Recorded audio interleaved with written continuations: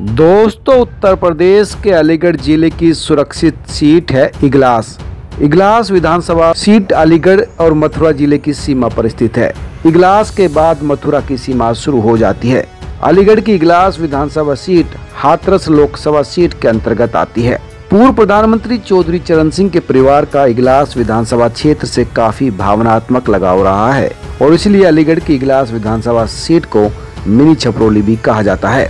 और इस बार भी जयंत चौधरी इगलास विधानसभा सीट को अपनी झोली में डालने के लिए पूरी कोशिश कर रहे हैं। उन्होंने गठबंधन की दूसरी रैली मेरठ के दबथवा के बाद इगलास में ही की थी। हालांकि इस रैली में अखिलेश यादव शामिल नहीं हो पाए थे क्योंकि उनके परिवार में कोरोना पॉजिटिव आ गए थे और इस रैली को जयंत चौधरी ने ही संबोधित किया था। दोस्तों, इगलास विधानसभा सीट के सियासी अतीत की चर्चा करें तो अलीगढ़ जिले की ये महत्वपूर्ण सीट है। इगलास से ही किसानों के मसीहा कहे जाने वाले पूर्व प्रधानमंत्री चौधरी चरण सिंह की पत्नी गायत्री देवी और बेटी ज्ञानवती ने विधानसभा चुनाव जीता था। इस क्षेत्र से चौधरी चरण सिंह का खासा लगाव रहा है। इगलास विधानसभा सीट से 2012 के चुनाव में बीजेपी के राजवीर सिंह दिलेर जीते थे। अगर 2017 की बात करें तो इगलास विधानसभा सीट से बीजेपी के राजवीर सिंह दिलेर ही 2017 में फिर विधानसभा पहुंचने में सफल रहे थे। राजवीर सिंह दिलेर को 2019 के लोकसभा चुनाव में बीजेपी ने हाथरस सीट से उम्मीदवार बनाया था। राजवीर सांसद बन गए, तब उनके इस्तीफे से रिक्त इगलास सीट पर उपचुनाव हुए तो इसमें बीजेपी के राजकुमार सहयोगी विधायक निर्वाचित हुए थे।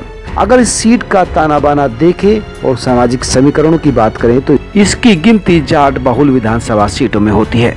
अनुमानों के मुताबिक इस इलाके में सबसे अधिक जाट मतदाता हैं। जाट के बाद ब्राह्मण, बघेल, ठाकुर, जाटव और दिवाकर समाज के मतदाता इगलास विधानसभा सीट का चुनावी परिणाम तय करने में महत्वपूर्ण भूमिका निभाते हैं।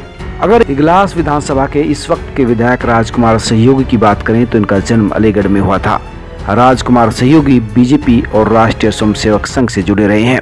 सहयोगी ने पहली दफे इगलास विधानसभा सीट के उपचुनाव में किस्मत आजमाई और सफल रहे। इगलास विधानसभा सीट से बीजेपी के विधायक रहे राजकुमार सहयोगी का दावा है कि उन्होंने राजवीर सिंह दिलेर के कार्यों को आगे बढ़ाया है और इलाके के चहुमुखी विकास का प्रयास किया है। वहीं विपक्षी दलों के नेता कहते हैं कि विधायक जी फेल रहे हैं। आरएलडी इस बार इस सीट से काफी मेहनत कर रही है। सब्सक्राइब करें, लाइक करें और अपने दोस्तों के साथ शेयर भी करें।